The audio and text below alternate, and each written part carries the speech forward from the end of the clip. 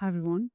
In today's video, we're going to see about how to calculate exit polling. So it is election season in India, especially in Tamil Nadu. Recent party TVK won an election actually, and it got predicted earlier by an private company called Axis.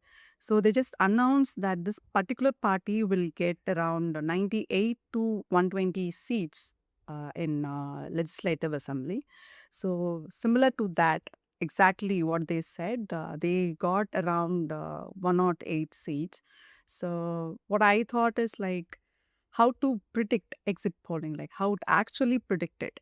So we'll see that in today's video. The formulas they use and what all the data that they are considering, how it is considered. So we'll see that. Let's get started.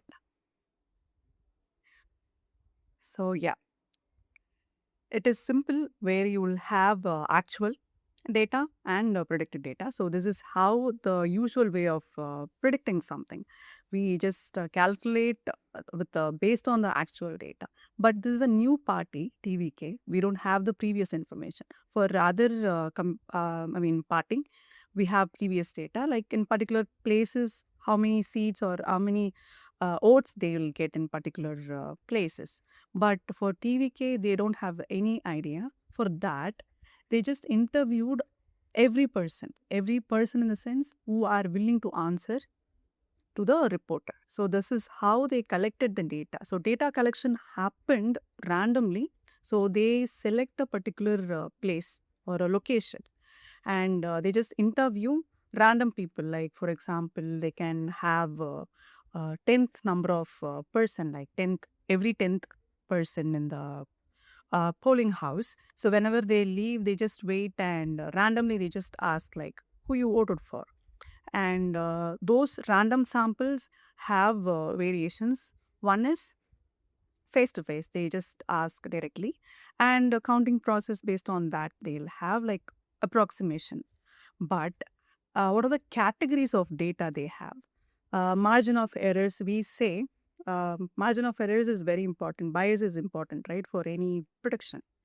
So in 10 members they interviewed, out of 10, 3 might have lied or said in a wrong voter. I mean, if they voted for a particular party out of fear or they'll say, I am going to protect my voters. So they just hesitate to answer, whether they lied or hesitated to answer to a interviewer.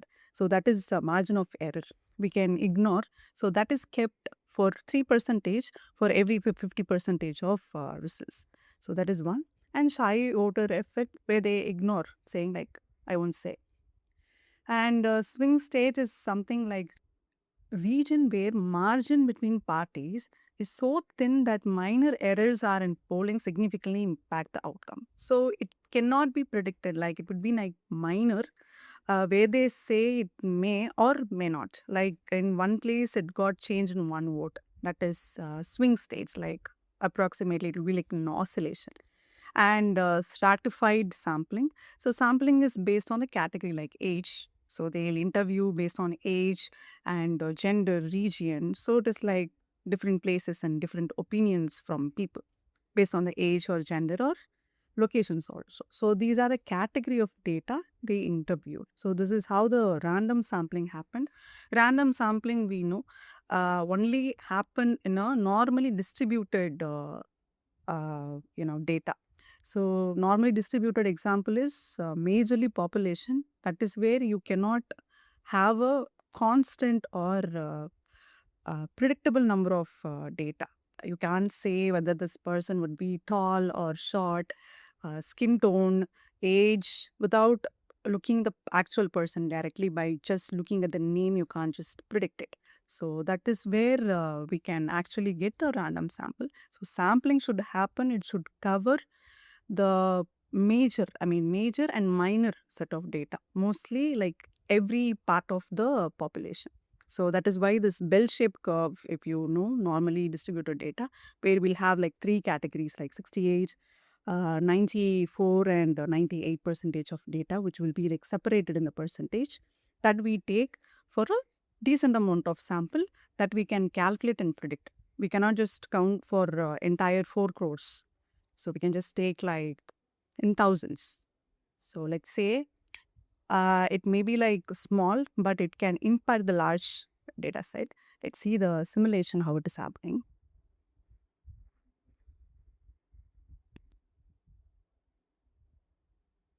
So it is like the polling started and people are voting. You should just assume that way. So we have like 3 group of parties: Liberty Blue, Heritage Red, and Neutral, maybe Green Plus that we kept. 3 parties. So we are taking for 200 voters. Here I'm just assuming that 200 out of 200. But in reality, it won't happen like 100% voters. Some people won't vote. They don't come to vote. Okay, so out of 200, we interviewed 103. Here it's a small count. I'm just saying like 50 percentage interviewed. But in reality, we would have like gone for 20 to 30 percentage who interviewed in particular place. So when you go here, so these are the like major 3 formulas which consider to calculate the exit polling, the prediction.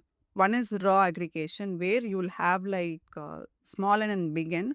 Small n is the voters recorded for the party, the actual voters which is available with the total interviews conducted. So number of voting for that particular place is like, let's say like we have 1,500. You divide the number with the actually interviewed a person. So that is one. And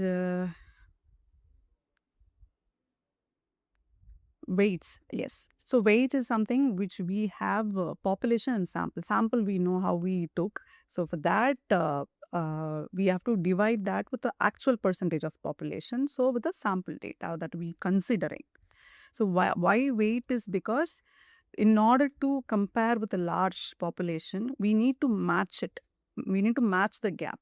Let's say here we are going to compare with the 100 percentage population, or number of voters say like they had around 60 to 70 percentage, but we interviewed 20 to 30 percentage of people, means we need to fill the gap between that 30 to 40 percentage. For that we need weight, and also in order to adjust to that margin, like fill the errors that can happen in prediction, we need coefficients.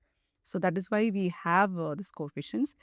It grows for every number, it increases, and adjust the weight in order to match the population. So this is what the 3 formulas that will help to calculate the exact number of the prediction, which can match the actual. Here we don't have the actual data. Everything is assumption. We don't have the previous data also. For TVK, we don't have. So for that. So here, the actual is 48%, which happened. Yes. After the results, we come to know. But poll said like 51%. It is like somewhat close, and the bias is like around 2.8. Here is that. So this is how this entire thing happened. The exit polling. So they interviewed like only 200 set of people here, like in the simulation I just showed, right? We just interviewed 103 out of 200. So we just somehow matched with the actual results when it came on result day. So this is how exit polling is calculated.